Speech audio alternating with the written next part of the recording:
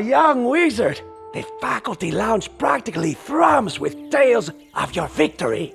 A student has bested a professor, a villainous professor. Ha! Impressive! Your defeat of Malice there proves your unusual talent for your chosen school. Thus has Bartleby requested you be taught Archmastery. With this training, you can channel any mystical energy to generate pips of specific magical alignments. These pips enable you to call on a greater variety of spells. Enter the arena, and I will teach you how it is done.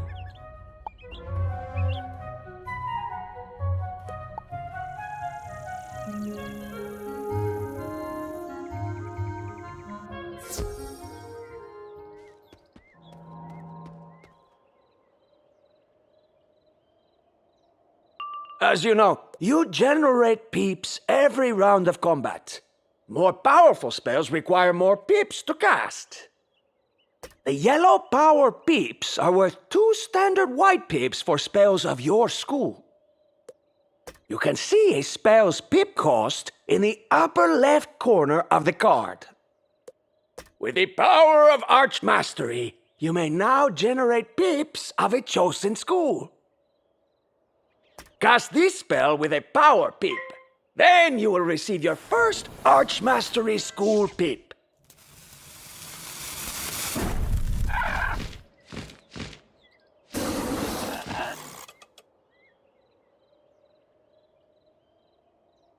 Haha! Look! You have a school pip! This one will work just like a power pip for spells of your school. Try it now!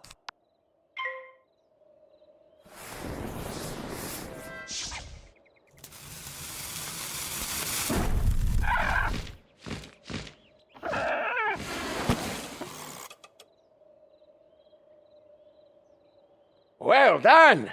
But pips of your own school are no better than regular power pips. So let us change things up.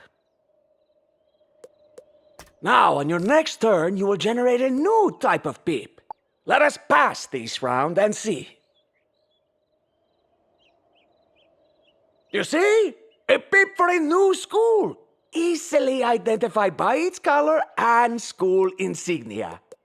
This new pip will act as a power pip for both its school and your own. You now meet the pip requirements for a whole new card. Play it at once.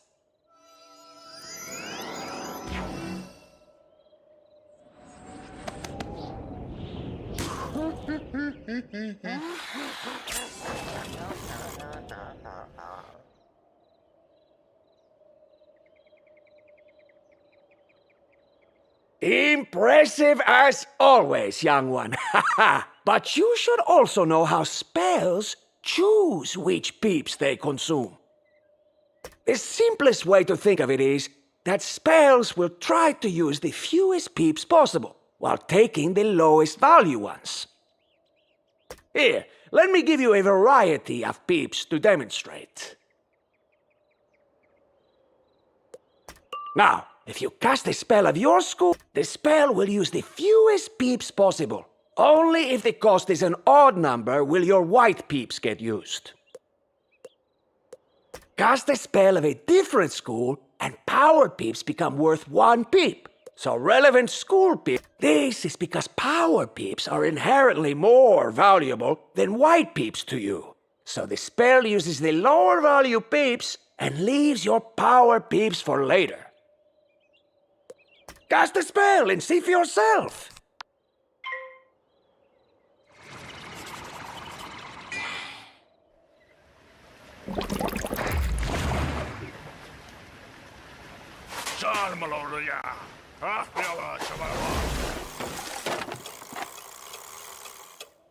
Expertly done! Ha-ha! Now, let us review. With Archmastery, you can generate pips of any magic school.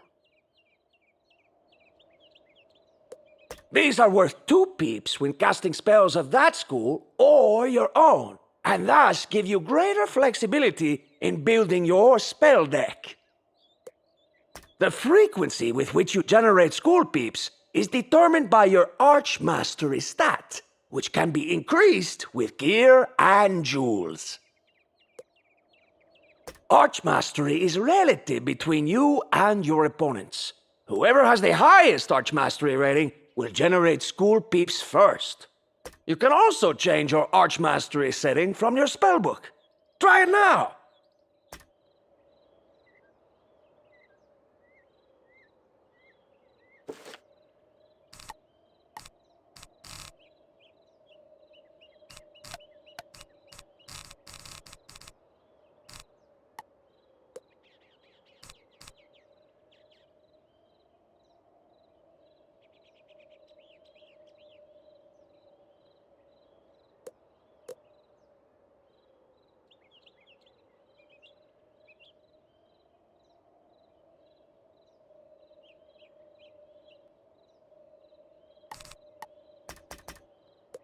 Now let us see what else we can do with school peeps.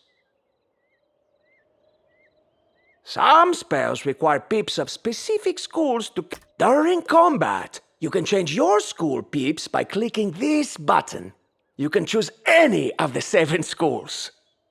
You currently do not have any school peeps to cast this spell. So, switch your arch, then pass this turn, so you can generate the correct peep. Ah, but you still did not generate a school peep this turn. This is because the enemy had... Thus, they receive the school peep. This bubble shows your progress toward your next school peep. Once full, it may convert a power peep, either one you have or the one you would gain, to a school. If the bubble fills 3 times, it can convert a white peep instead. Let us speed things along for now. I shall simply give you an appropriate school peep so you can cast that spell, huh?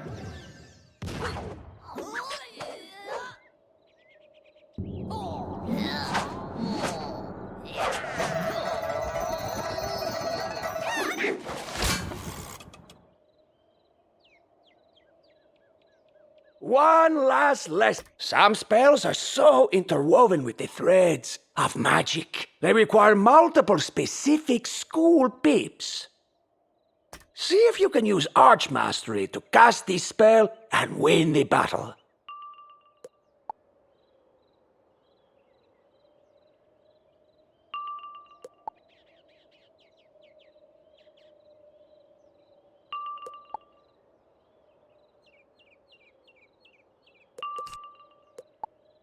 Try matching the school shown on the spell card.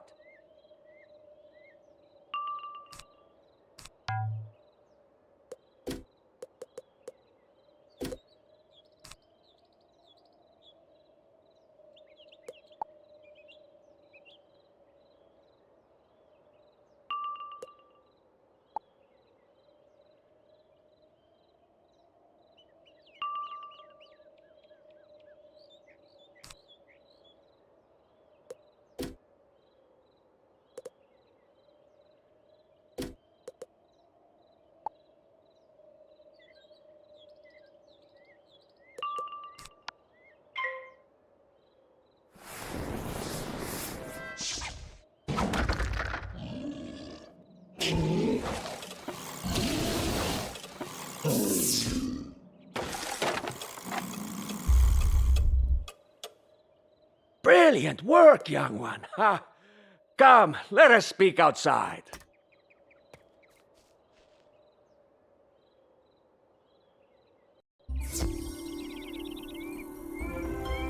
Archmastery is a lot to take in, I know. But the versatility it offers you should prove invaluable. Allow me to give a jewel to improve your Archmastery rating. Socket it to give yourself an edge against your foes. And you may need it. Please, go see him at once.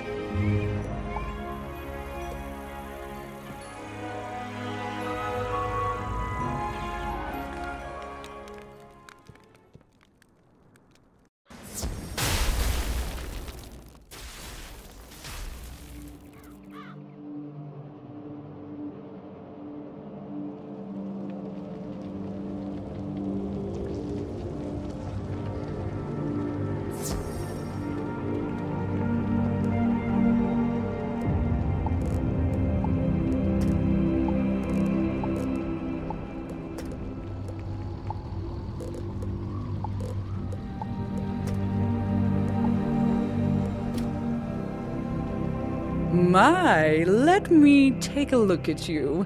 You've come so far in your studies. I can scarcely recognize the fresh-faced young student you were when you first arrived in Wizard City. As I said, it has come time for you to learn a new and powerful spell to reflect your newfound abilities. I am afraid that gaining this spell won't come easily. The spell I have for you is a mighty one indeed. The summoning of a fire dragon, a titan, is no small thing. A great and hard-won sacrifice must be made to appease the fire dragon and show that you're worthy to summon him. First, I need you to collect 4 fire shards from some powerful creatures of flame. Prince Alakane in Wizard City, Beatty Narini in Crocotopia, the Stray Sunbird in Marleybone, and Ember Everburn in Mushu. So you feel you are ready for your next fire spell. Smokescreen is very powerful, so you will need to travel far for your reagents.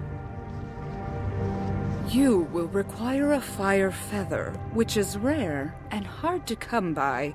Ask Su Li of Mushu, as it is rumored she knows of some.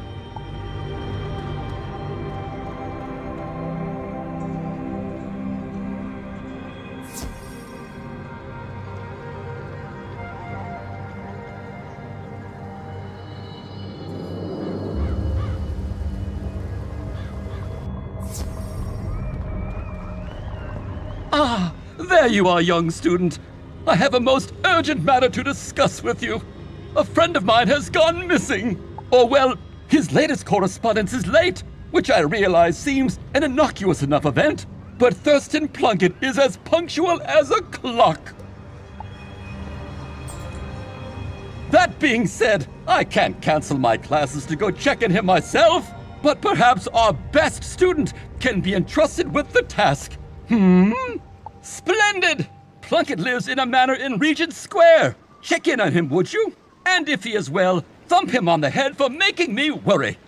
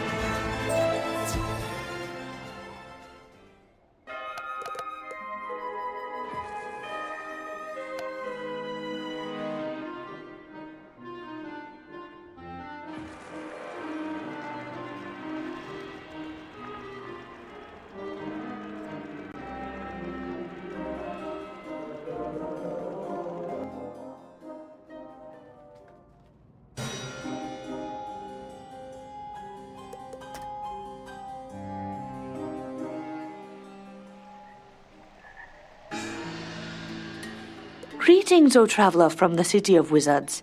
You say that you are looking for a fire feather. I have not seen one in years, but I know of someone who has spoken of them recently. See Himura Kenshin in the market. She knows of such things.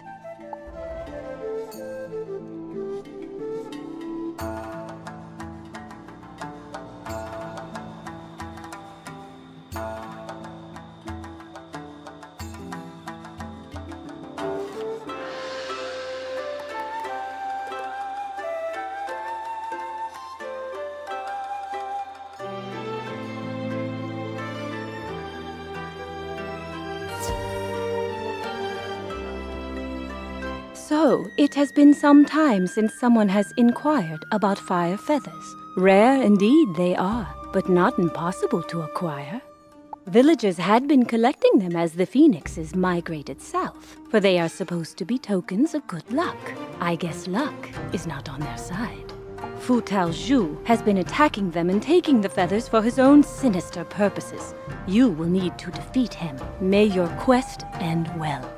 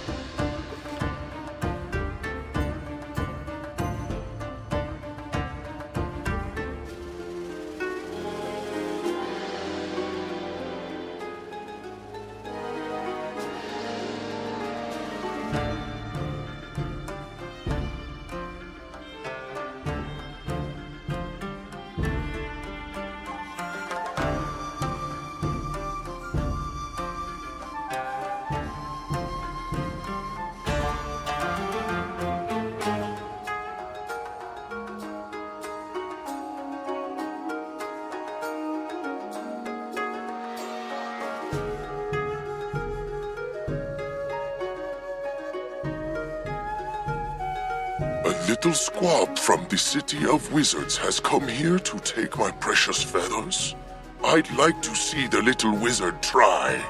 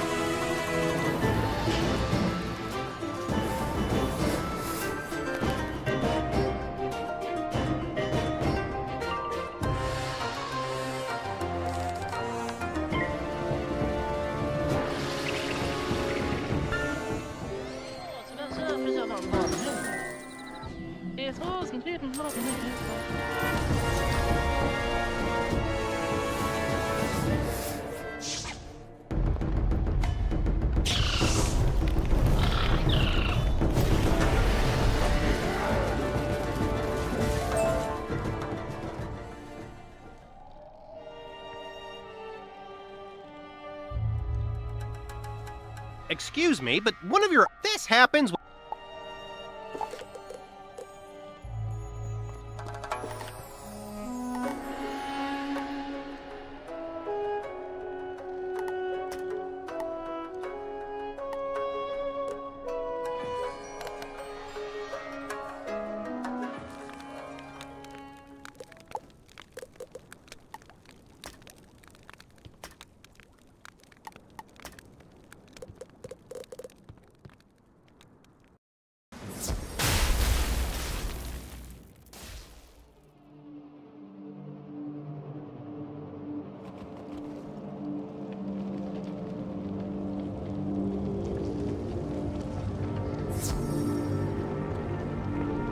You've returned.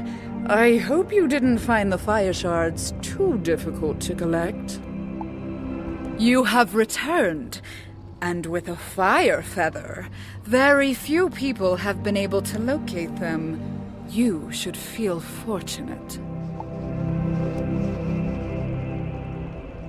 To continue with the spell, you will now need to temper the fire feather. For this, you will need to go to Krokotopia. Once in Krokotopia, you will need to consult Niles, the balance tree. He can instruct you in how to temper the feather. Now that you've got 4 fire shards, it's time to make a dragon star pendant for you to wear while summoning the fire dragon. Without that pendant, the dragon won't pay any attention to you. Don't worry, though. I'm not going to send you out to wreak any havoc or fight anything this time. It's even a local trip. You only need to head to the amulet store here in Wizard City and ask Pierre Gallant-Main, the proprietor, for a flame crux to place the fire shards into. He should have a few on hand. Easy peasy.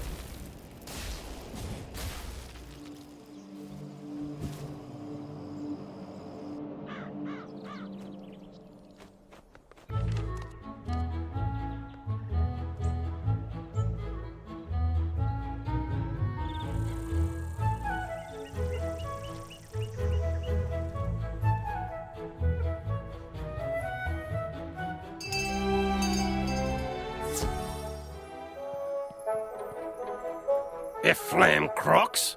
Professor Falmea told you I had him lying around? Is she mad? Was she joking? Dear me, young wizard. I'm afraid that Professor Falmea has the wrong impression about those. They're extremely rare and valuable magic items that don't exactly grow on trees or fall out of the sky. I only see a flame crux once in a blue moon. I've heard that there's a flame kiln in the ring shop back in Dragonspire. You might find one in there.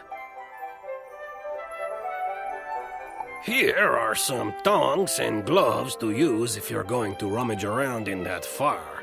Bring it back here when you're done. Don't burn yourself.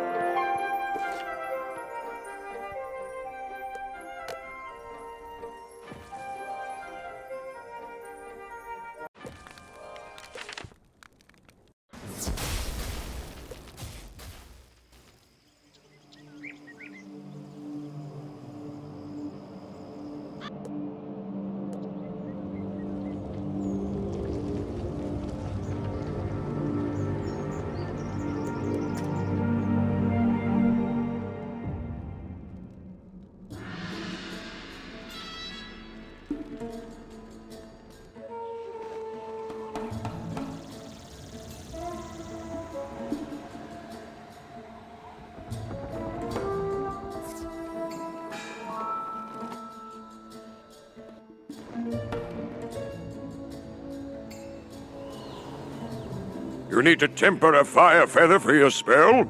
I can help. I like to help students from other schools. First, take the feather and heat it at the Great Pit in the Altar of Kings. Return when you have accomplished that.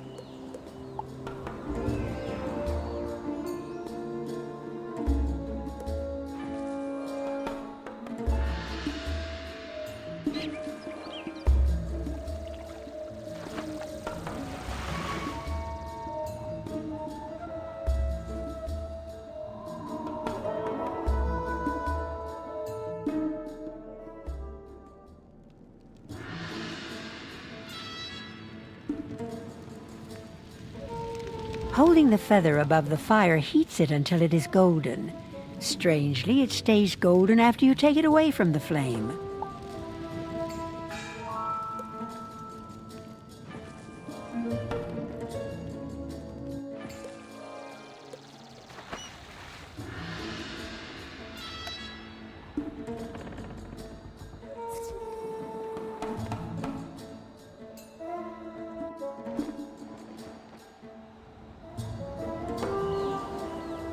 Good! Now that you've heated the feather, you will need to cool it in the magical waters within the Crocosphinx.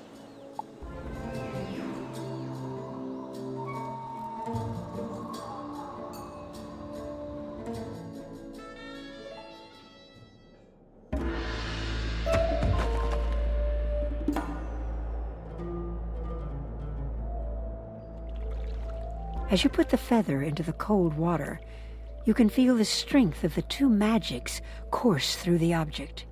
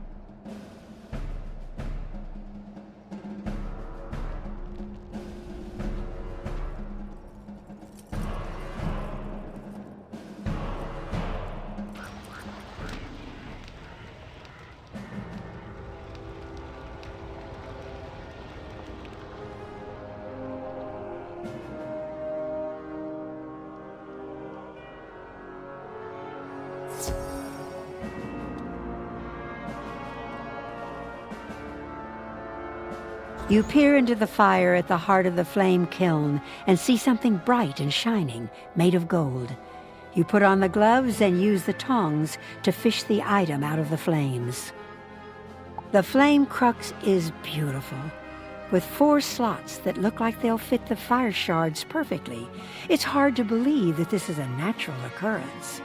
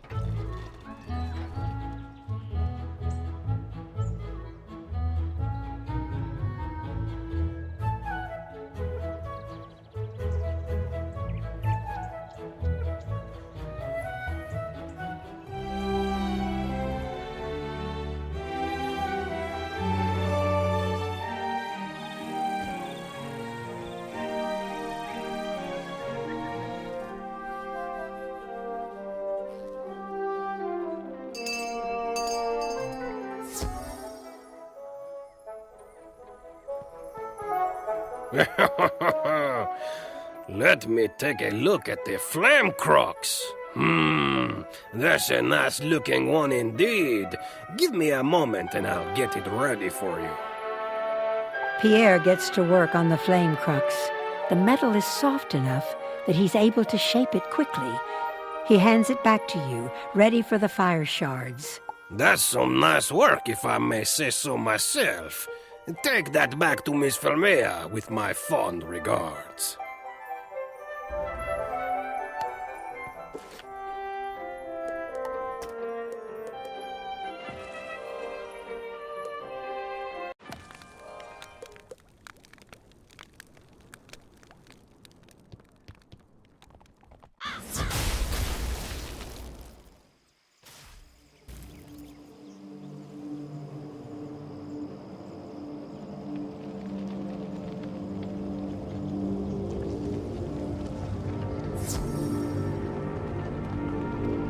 You have tempered the fire feather.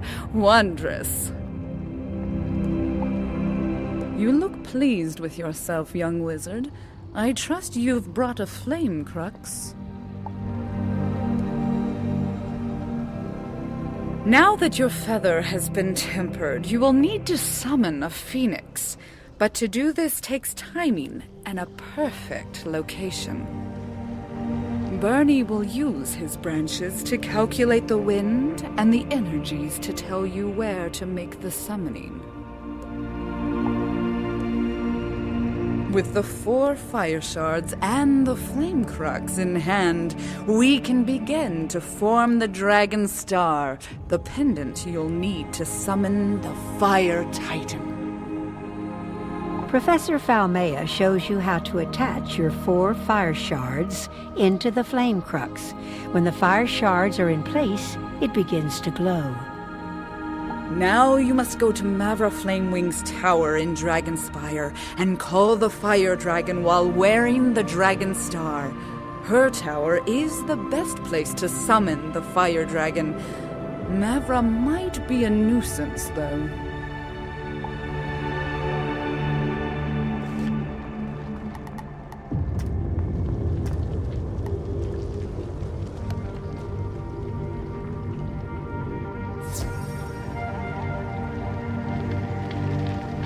So you are ready to summon a phoenix for your spell? Let me check the wind, gauge the direction of the elements. Yes, the place you will want to summon the phoenix is in Firecat Alley. Go to summon the phoenix in front of the cat statue, in front of the Forlorn Tower.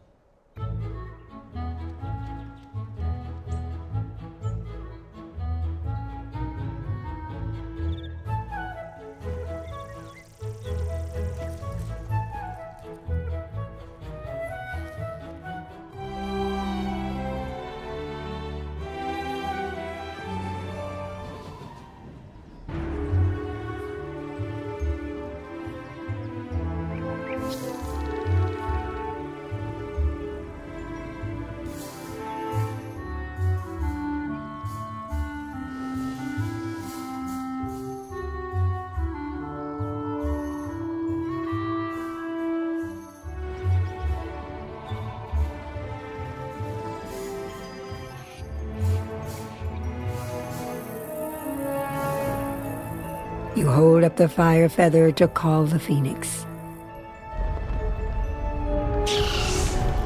The fire feather begins to change, feeding on the energies from the phoenix. The phoenix finds you worthy and has chosen to bestow its favor upon you.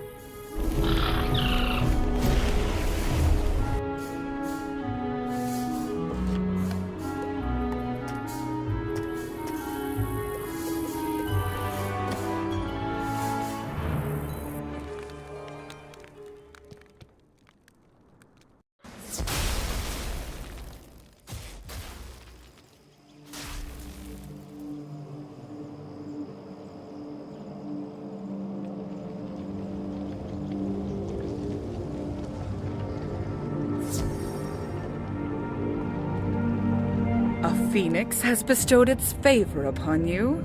Wondrous. You are worthy of your next spell.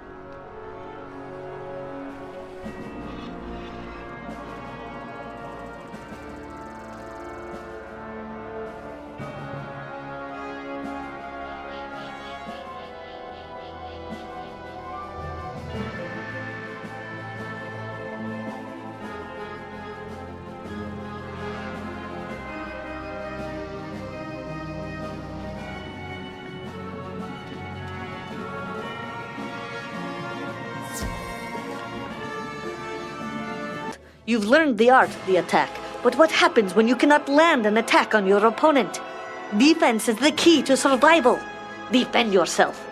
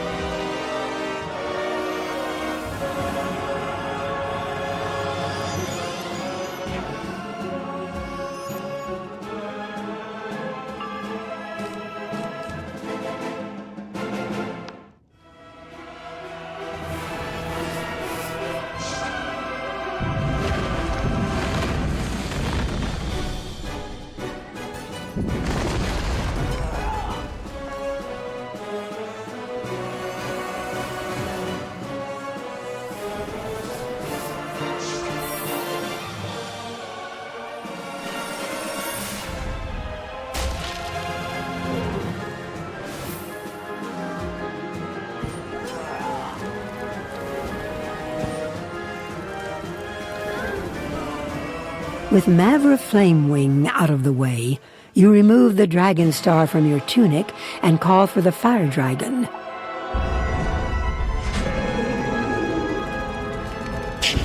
Little mortal, you bring me the dragon star and have shown yourself worthy.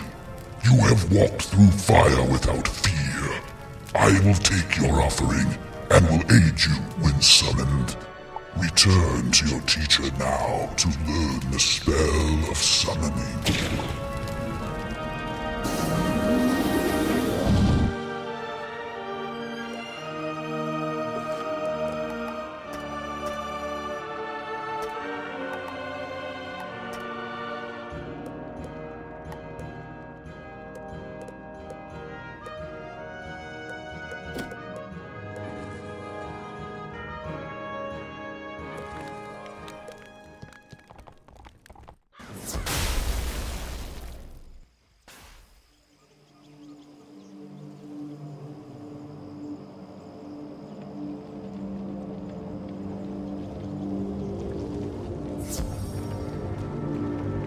The fire dragon tested you, and you came through unhurt. Wonderful! I had my worries. At any rate, here's your new spell. Do not cast it frivolously.